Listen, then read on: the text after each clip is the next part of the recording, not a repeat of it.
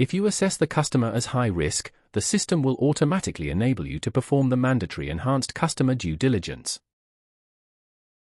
In the Customer Risk Profiling section, select the option Yes or No to fill up the details in the said Risk Profiling section.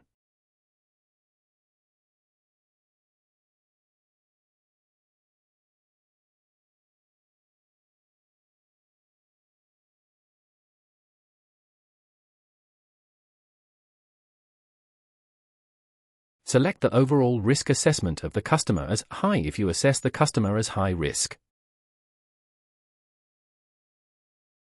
Click Next to proceed with Enhanced CDD.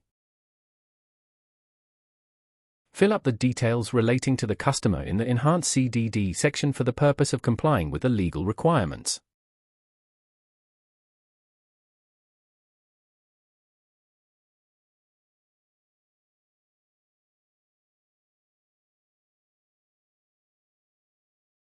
Finally, click to Submit to complete that Enhanced CDD.